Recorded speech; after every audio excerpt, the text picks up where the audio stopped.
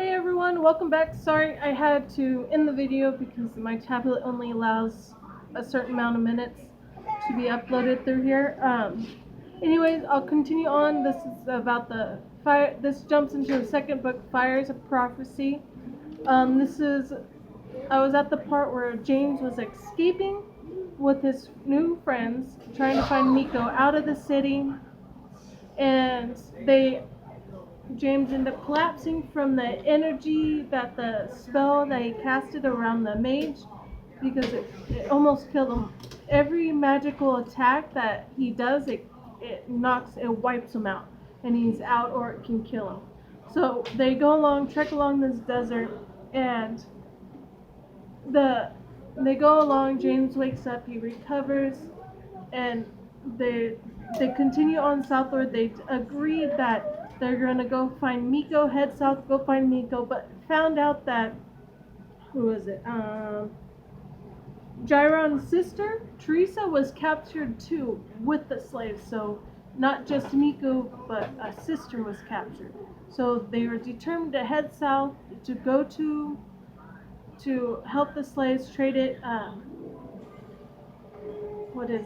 James made a compass out of magic, so he was able to pinpoint where Miko was, which direction he was in, to find out where he was going. As long as he was alive, he was able to tell which direction he was about to go.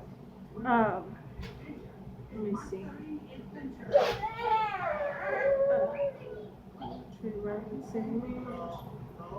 Miko. Okay. And then they trekked on through the forest. They had to stop into a city, a small village, to try to get supplies or whatnot they need. Well, come to find out, they recognized them. They got captured. They tried escaping through the jail, and they did. They got out, but all the guards, it was a huge army that was not huge, about 100, so started chasing them through, and they're by a mountainside, so they ran up towards that way.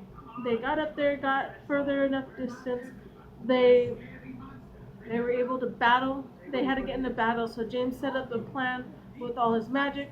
This is what he set up, traps, I guess, with his magic once it went off, because his magic doesn't just feed off of his energy, it feeds off of the whatever's around him. Like if it's plants, if it's animals, it takes energy from that as well.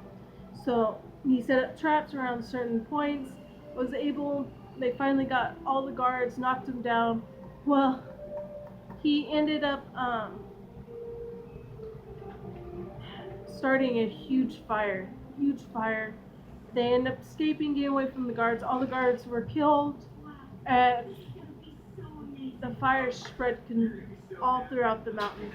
They got away, escaped, went up through, and then they got quite a distance away, and then James realized he didn't have a backpack. His backpack had his magical book in it, their supplies, there was a journal that he's keeping stuff in. He had to go back and get it, because if they found that out, then they'll know exactly who he is, what he can do.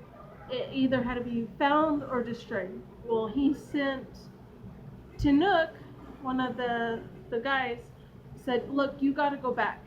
You need to go back. Was it Tanook or was it Gyron? It was Gyron, sorry. Go back. Both boys they fought together in like a pit, so they have fighting skills. One's a knifer. Were they both knifers? Yeah. They both know how to wield knives very well and fight. So he sent them back that way. Well, the kid ended up getting a hold of the backpack, but he got captured. He destroyed the backpack before he was captured, and that was the end of that until they find him later on. Well, James ended up fighting along this long track because they kept going. They told them, look, we're going to continue south. You'll be able to find us. And that's what they told Gyron. But a few days passed, they kept trekking along. They were running out of water. James knew how to do magic where he can draw the water source from underground and bring it upwards. But he ended up doing it so much where it made a small oasis. Well, he thought it was a great idea. Well, it was. Until later when they got back down the road, that there was a city. They had a little village. They had an oasis there. Their water was drained. Well, apparently that water that was there, it drained through the ground and up to where his new oasis was. Well, now the people were out of water, and they were trying to sacrifice a guy for the water because they believed in the gods type deal, watering down and whatnot. So he felt bad, so he thought he needed to save the guy because he was going to die senselessly because it was James' fault, but people didn't know that. And so he ends up saving the guy, had to do magic for that, saving the guy, and the guy had a wife and kid, a little baby. So he saved them. The people were trying to kill them. Well, not the people, the guard. There was a clergy. He was part of the clergy, and they ended up killing him. But they ended up leaving. The family couldn't stay there in the city anymore, in that little village anymore. So they took him with them. Well, come find out, the guy's name is Roland. The baby name is Archie, and the other one, what's his wife's name? I don't remember his wife's name. And he knew the Empire's language because they had to travel in through the other Empire to get James, because James' friend Miko. Okay, sure, why not? So they brought him along, and they finally get going into another oasis. Cassie ends up helping a lot with the baby. Before that, Cassie was really, really, really annoying. She'd ask stupid questions. Well, why are we going south? When they just tell them, or just when they already answered the question, she'd ask again. She didn't understand things. She was really annoying and asked stupid questions. Well, at this point of the story, she's actually really helpful. She helps with the baby. She's really good. And Tanook is actually falling for Cassie. They're falling for each other. Okay, they got a little love thing going on. Well, they end up getting to another oasis. They see guards, people there. They're a little wary, but they get their water. They're ready to trek out, but they see guards. They're coming, and they pull aside. The guards don't really acknowledge them, but there's a slave on the horse. Come to find out, it was Gyron, so they had to save him. They end up defeating the guards and taking off, saving him, heading out. They saved him, got him going. And there was each battle, there's more to it, so I'm just doing brief over. It was a pretty long book and a lot of detail. It was really good. And so they continue on. They save him. They continue on. Cassie's very helpful with the baby. She's Delilah's. She goes into towns and she finds packages for them to trade so they can get money. Both of the boys are very good with magic, good with fighting, and then James is good with magic. And Roland, he can speak different languages, and he's pretty handy at fighting as well. Then they head to a city. They deliver packages, and they go through several. This repeats, and they're trying to avoid guards and all that. And they get to this other city. There's this point, Cassie and Tanook are madly in love, and they go to the city. There's a fair, carnival fair type deal.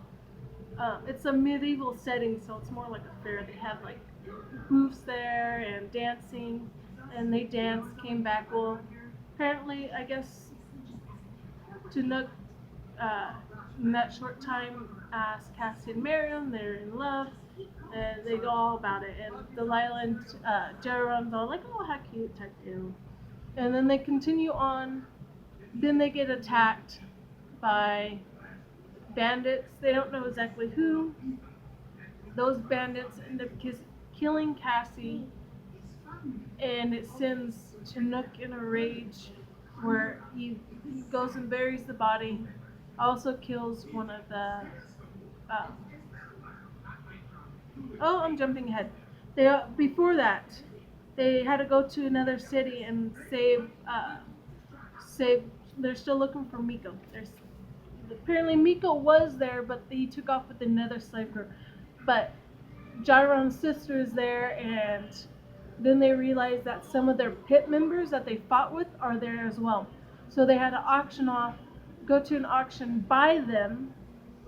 Gyron ends up getting in a fight with one of these head honcho guys. I forgot the name. Where if you fight them, it's a death duel. Fight them, you're pretty much gone. Well, they fought him. One got their friends and the sister, and then jumping back. So after that, Chinook went berserk and took off in the middle of the night and left. Well, they continue on their trek. There wasn't much to do. They couldn't save him. He's heartbroken, so they just let him be, let him go on his way. So they continue to another city. Well, apparently there was destruction there, and one of the people, one of the main governors, head leaders of that town, was killed. Well, the guy who resembled it was Chinook, so Chinook did it, and he ran off. He's going city, doing whatever. Well, they continue on down to the port. They get to another city. They're getting swarmed more by people. They get captured again. They're continuously captured. I'm going to fast forward ahead. And they find a boat.